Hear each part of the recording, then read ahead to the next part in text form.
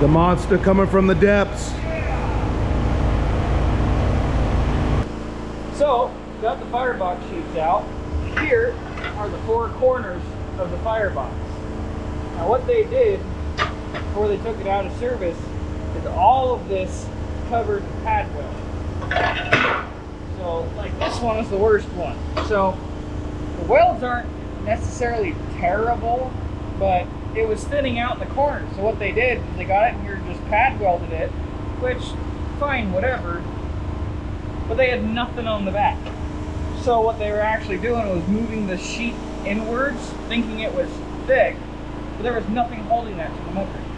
So right in here you got a crack that runs all the way over here. Got a crack from this hole that runs most of this distance, and there was actually a hole there when I pulled it apart. This is why you don't do that. Don't pad weld your corners, and don't pad weld over the rivets. Here's another one. Another one where they weld, I mean, you can see how thick this weld up is. Probably close to 1/2 inch.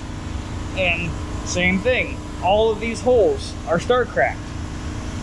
And it's all flaking apart. I mean, this was getting ready to kill someone, is what it was doing. And the last one. This one's quite obvious. Big cracks there. The whole corner is extremely brittle, and the same thing. It's undercut right where the water was rushing around the bottom of the mud ring. Same thing, they pad welded it. So, PSA to everyone in the industry, don't do that.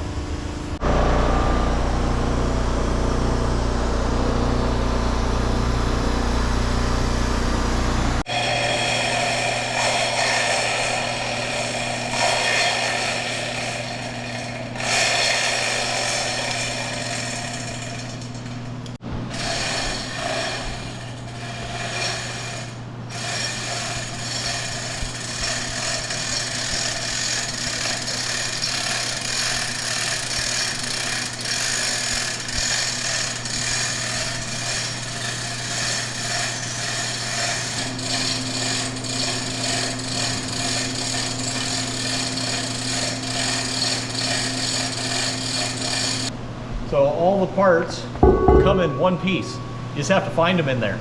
Yeah. Look at all that beautiful bronze. Lop off a chunk, do some carbon, and there you go. There's your new part. What bushing are you going for? What? What bushing are you going for? I was going to do the valve guides. Come on, Calvin. I'll show you. Thanks, Christopher. So on Sunday, we tore the engine set apart.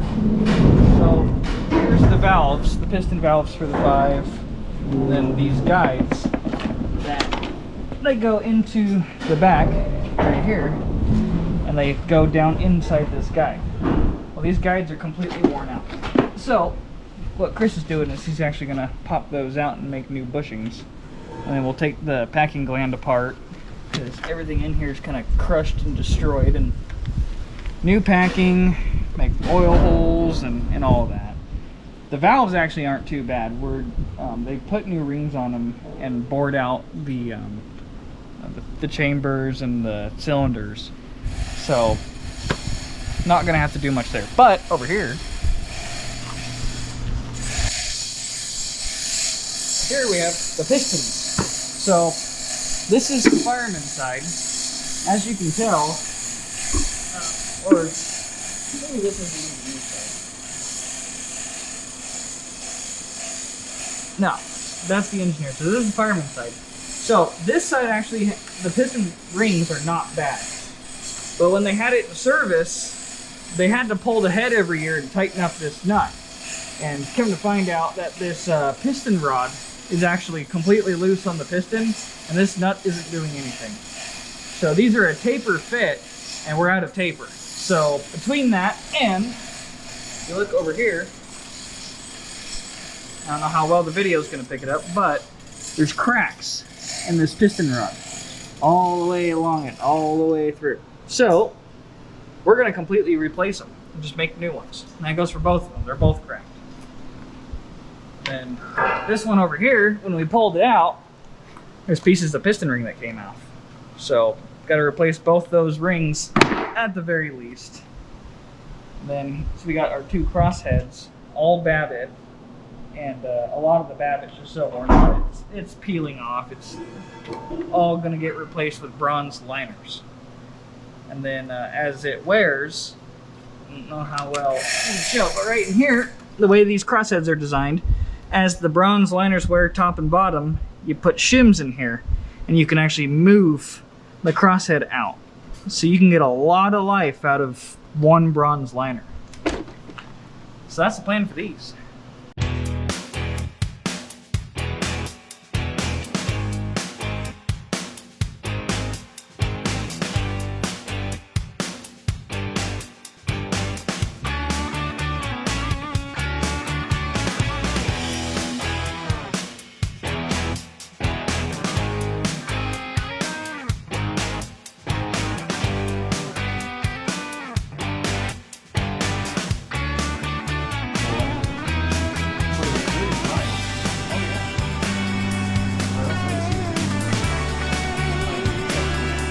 Yes, long term.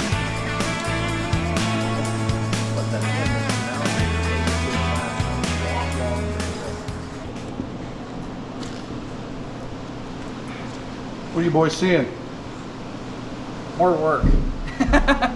Always more work. Here, get it right on in there, Calvin. You see that scoring, and actually there's pretty good chips out of it too. I wonder if that's just from the pour. No, that's from it running loose. Great. More work. What causes that to score like that? Pin running loose. Things wild to slam around in there. Yeah.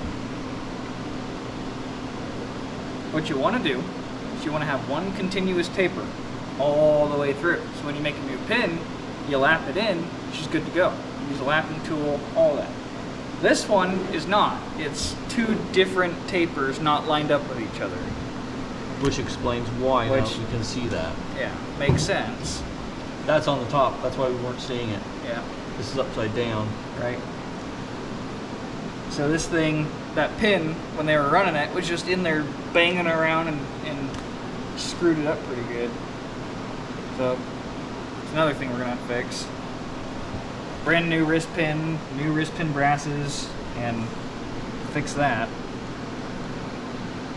Add it to the list, boys. Yeah, always more work.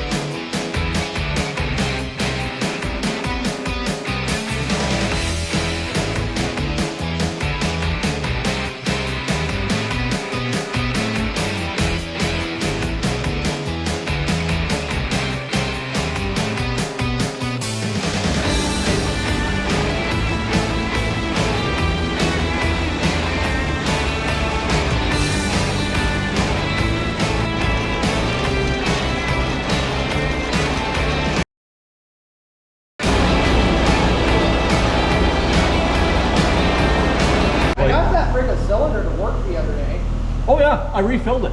Oh, I see. This blade's just not cutting. You need a new one? I have a new one. Okay. Yeah. There's 2 blades. This one, stupid thing is it's perfectly good for aluminum, steel, everything but bronze.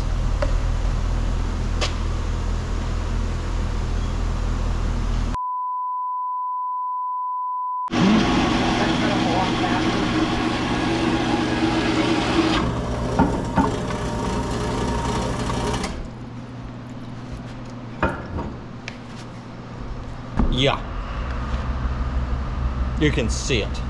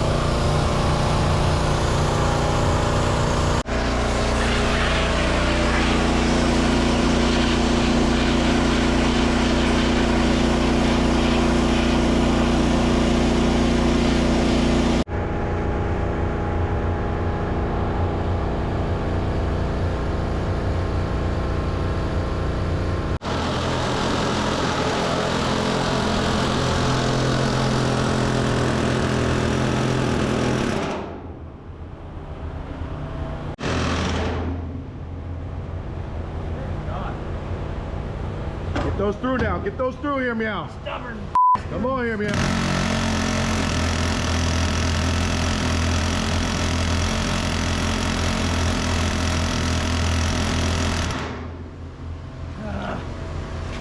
Not one of these.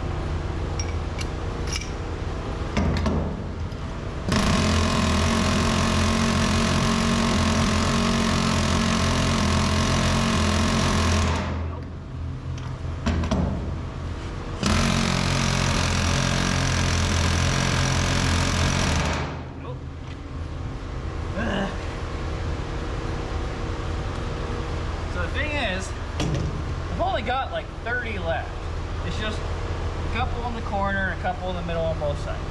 So out of 179, 30 of them are gonna have to be drilled. Okay.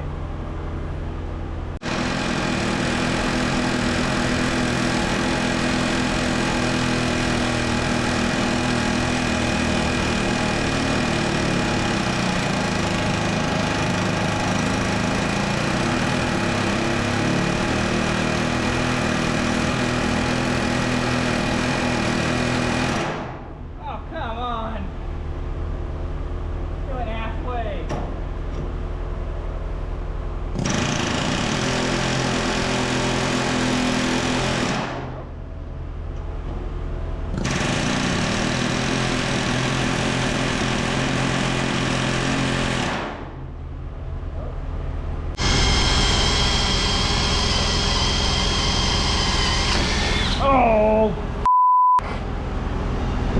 damn it.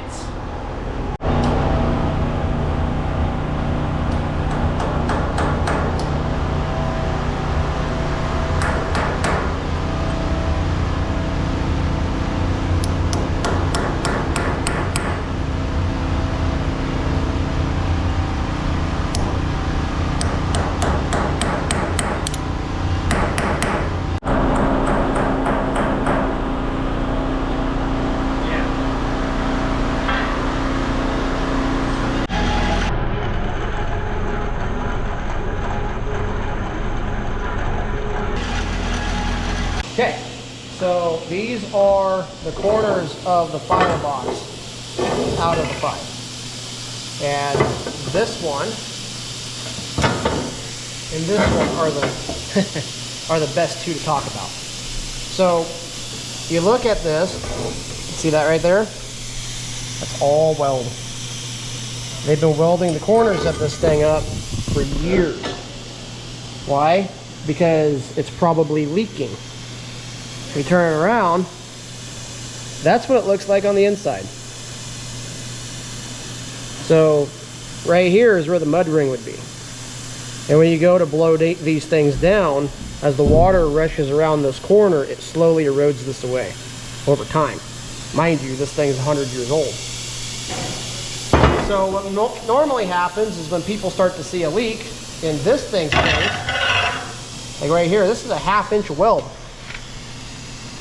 They pad welded the corners in this thing so bad to keep it from leaking that, well, that don't pass the sniff test. So one of the reasons why the engine's getting new corners, if you're restoring a engine and you look at the corners, or you look at the mud ring, you look at the sheet right above the mud ring, inside or out, and you start seeing pad welding, that's all bells and whistles. That's red flags.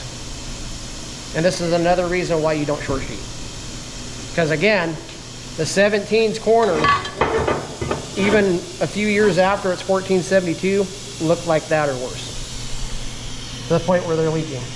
Because there's a bead of weld on the outside around here, and this metal down here is suffering from the erosion of blowdowns and, well, just generally running the locomotive, because as you run these things, you work them really hard, they start to circulate water. So the water doesn't stay in one spot inside the boiler. It's like a teapot. You watch how a teapot boils, the water does this. It goes up, goes around, comes back down the bottom, gets heated up, and it just sits there and does this stuff. That's exactly what's going on inside that boiler at all times. That the water is getting heated up around the mud ring, it comes up, goes up into the barrel, washes around, goes back down into the mud ring. Well, when you're working the engine really, really, really hard, and I mean, in the case of the 70 out there, you're running it and you're pumping 2,000 gallons of water through it in a 7-mile period. That's a lot of water being moved around inside the boiler. So these are the original corners in this locomotive. Looking at this, when we get ready to tear into the 70 next year, what's the first thing we're going to start to think? That's got its original corners in it from 1922. So when we look at that engine, we're going to take a scope in and we're going to look at the corners and see if this is going on. If it is going on, corners are coming out, new corners go in. These things are getting to the point in their lives that this is the type of normal boiler repair a lot of places are going to see. I've heard a lot of people redoing knuckles. I hear a lot of people doing corners. I hear a lot of people doing lower firebox work. That's all part of what these things maintenance is supposed to be. Is, you know, the 70 is going to have a knuckle put in it next year. The knuckle is part of the tube sheet right above the tubes where it goes into the firebox. The crown sheet, the whole roof. We're going to replace that knuckle. Wherever there's a radius inside the sheet, that's a knuckle. That's a knuckle. That's a knuckle. These corners out here are knuckles. Wherever it turns is a knuckle. And they're, especially on the inside, on the firebox side of things, they are very susceptible to wear. And the corners, especially down in the bottom, if these things sit with a lot of water in them and they don't get drained right and stored right, are the places that usually go off first. So this is the reason why we didn't short sheet corners. That right there was a problem waiting to happen. And the fact that they were running this locomotive that way is borderline terrifying. Again, stuff like this is the reason why Part 230 and the 1472 rule exists. Is so that you do a thorough investigation and a thorough inspection of the boiler at all times. Now, you know, there are people out there that get really freaked out when the FRA starts asking for a little bit more than what regulation dictates. But if I were in the FRA, knowing that in the Pacific Northwest there are a few locomotives right now that suffer from this and they've just pad welded the corners up, if I were in the FRA, before I'd feel comfortable saying okay to an engine going out, I would ask, hey, can you just go look at this real quick? Because these things are reaching that age. Not the FRA going out and trying to be a pain in the ass. It's the FRA doing their job, CYAing and making sure that the locomotive is safe and suitable for service. And anytime the FRA reaches out and asks for more information, we give it to them. We say, hey, yeah, here's the more information. Here's more information. Oh, you want me to look at that? Yeah, I can look at that. You want me to explain some more? I can explain some more. Other places don't do that. They start to, oh, wait a minute, regulation says that you don't have to say that. I don't have to give it to you. Quit being dicks. You know, that's why you investigate. That's why you do sound quality boiler work every year, every cycle. Every 1472, you're looking for problems like that and getting rid of it. You know, people will say this engine needed tube sheets. Are the tube sheets tired? The front one is getting there. Well, we can get another cycle out of it. Next cycle, yeah, we'll probably put a tube sheet in it. Now, there's other places of the boiler. Does it pass muster now? 100%. Will it pass muster 2 cycles from now? Probably not. They're wearable items. They go away. So if you're rebuilding a steam locomotive and you're going to run that steam locomotive more than a 31-day cycle per year, be leery of that. Because that's going to come back to bite you. You see that welding in the corners? You see where it might have been leaking at any point in time or another? Get rid of it. If you don't know how to do the work to get rid of it, get somebody in that knows how to do the work to get rid of it. Vet your contractor on locomotives done, not locomotives worked on. So that's that. So we take, these are for the trailing truck, and they are brand new, ready to go. We had all the springs are completely rebuilt and retorsioned and all that. The great master mechanic before us did a spring no-no, and these clips here hold the spring rigging together. There's a piece that comes up through here, and then there's a clip that goes in there, and it holds the spring rigging together. And what Jack did is he welded these clips to the spring. You don't normally do that, because when you weld on one of these leaves, it'll weaken it. And somewhere around in this pile of crap, there it is. That's the end of a leaf. So it broke right at the weld. So we had all the springs completely rebuilt to eliminate that. A new leaf put on the top. I do believe this one right here is a brand new spring. And that was the spring that replaced the spring that was being held together by duct tape. And so we got lots of extras. The coils were only $165 each, and they're the same coils that go for the 70. So I got 10 of them. So we got lots of extras moving forward in the future, because the 70 takes 1, 2, 4 per truck. So there's 8 on the 70, and then the 5 only takes 2 per truck. So then we got the valves out. Bunch of these. These are the valves that admit steam to the pistons, which are laying in there, and they look all right. We're probably going to make some piston rings for them. We got the material for that over there, and then we got to order material for making new piston rings. And what Chris was working on in there is this piece right here. We're going to put new bushings in the valve guides and then go through the packing, and once these things get new rings put on them, we're going to throw them back in the locomotive and start putting it all back together.